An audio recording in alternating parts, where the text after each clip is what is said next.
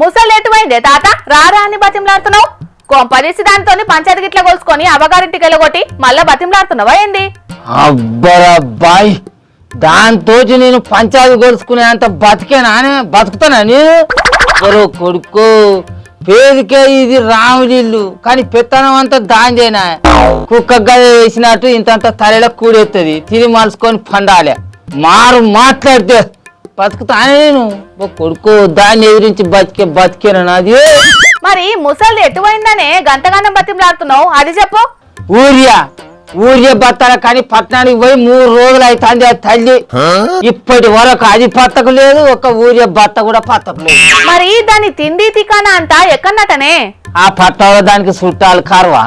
పోయిన రోజు నాడు దాని తమ్ముడు చిన్న కొడుకు శివన్ గారి ఇంటికాడు ఉన్నది.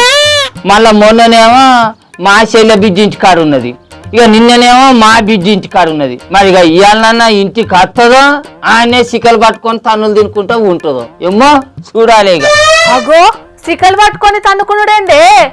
మరి మన ముఖ్యమంత్రి రేవంత్ సార్ పుణ్యం అంటే ఏందనుకుంటాను.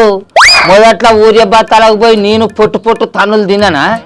ఇప్పుడు ఊరియా బత్తాలకు పోయిన నా ముసలిది అక్కడ ఉన్న ఆడోళ్ళు చీకలు పట్టుకొని కొట్టుకుంటారు.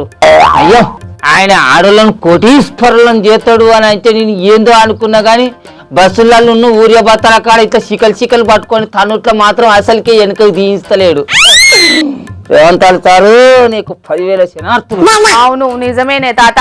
మొన్నటికి మొన్న సూర్యాపేట జిల్లా అనంతగిరి మండలంలో రైతన్నలు గల్లలు పట్టుకొని కొట్టుకున్నారు. ఇయాలనేమో సిద్దిపేట జిల్లా గజ్వేల్ మండలంలో అమ్మలక్కలు జుట్లు పట్టుకొని కొట్టుకున్నారు. అగ్గో అదే బ్యాచ్ లో మీ బాపమ్మ కూడా ఉన్నదే తల్లి. అందుకే ఆ ఊరియా బత్తాలద్దు ఏమద్దు ఇంటికి రామురా అంటే అది అసలుకే ఇంటలేదు అంచడు. కోసిని అన్నాలం పాడుగాను మీ రైతన్నలకు ఈ యూరియా బత్తాల తిప్పలు బగ్గనే ఉన్నదేమే. ఉండదా మరి? అక్కడికి రాని చుట్టము మొక్కిన వరమియని దేవుడు ఉండేందుకు లేకేందుకు అన్నట్టు మా రైతులకు యాళ్లకు ఎరువులు అంది అని పాలకులు ఉంచేంత లేకెంత. ఓ వారం 10 దినాలైతే యూరియా కొరత అనేదే లేకుండానే అవుతుందట తీయే. స్వయంగా మంత్రి తుమ్మల సారే చెప్తున్నాడు. అరే ఇప్పుడు ఊరియా లేకనే ఉన్న పొలాలు ఎర్రబడబైతే పత్తులేమో పందిగిలియబైతే ఉన్న పంట పొలాలు ఆగమైనాక 10 వారం దినాల తర్వాత ఊరియా ఫ్రీగా దొరుకుతుందంటే అప్పుడు దొరికితే దాన్ని తీసుకొచ్చుకొని ఏం చేసుకోవాలి మా బుందల మీద. అవును అది నిజమేనే తాత. చాలా దిక్కుల రైతులు ఇదే మొత్తుకుంటున్నారు. పంటలన్నీ చేతికి రాకుండా అవుతున్నాయి, మాకు యూరియా బత్తాలు ఇచ్చేటట్టు చూడండి సార్లు అని రైతులు అధికారుల కాళ్ళు మొక్కుతున్నారు.